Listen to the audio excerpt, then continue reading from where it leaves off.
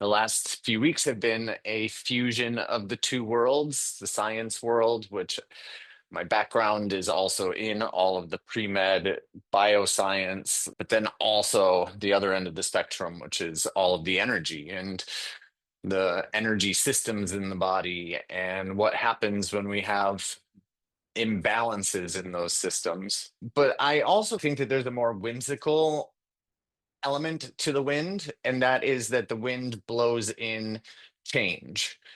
It is symbolic of blowing something away and bringing something new in.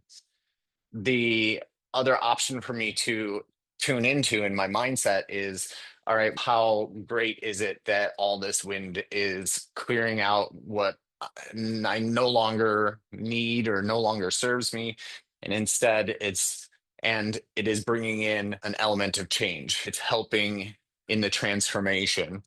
Nobody's really craving more stress in their life, like consciously.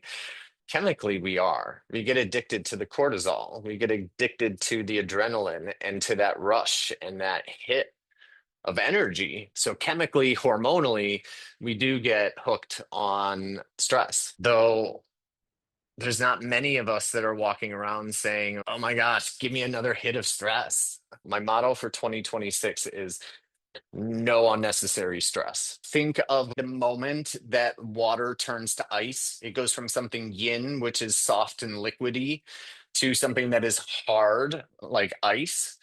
And that happens almost instantly. It happens very quickly. Our mood can change instantly because the wave of energy can send us in one direction versus the other, and it can happen just like that. A very specific event in which my I started having optical distortions. I had lights that just started to appear and they filled my entire field of vision. And it was very interesting. I was driving a car at the time and I wasn't far from home. And my initial instinct was one of fear because I thought I was having like a stroke or something.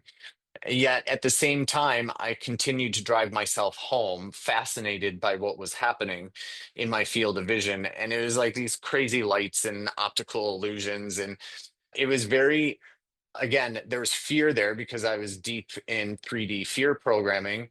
But then there was also this sense of calmness because there was almost like perhaps deeper down, there was a knowing that what was happening was beyond explanation. It was beyond science. It was beyond the norm. I was having a spiritual activation. I was having a higher self activation. And it was from that point forward that I started working with I was drawn to very specific teachers and healers and people and communities. But nobody forces us to come here. Nobody forced us to come to play in the Earth School and to learn in the Earth School. In fact, that choice was my own, just like it was your own. We didn't land here because somebody made us or because we were tricked into it or anything like that. The bottom line is we all chose it. We all chose to come play here. Nobody chose it for me. I'm not a victim. Nobody made me do any of this. I actually chose it for myself. A valuable perspective shift that has helped me immensely is recognizing that suffering is actually a choice as much as empowerment is a choice.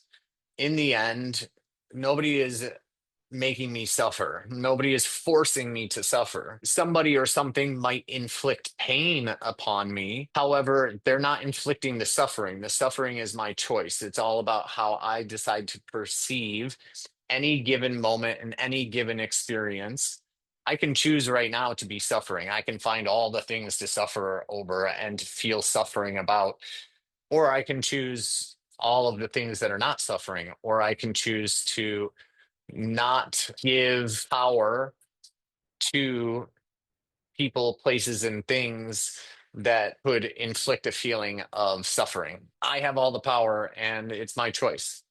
It's my choice where I choose to put my energy and how I choose to perceive anything that's happening to me.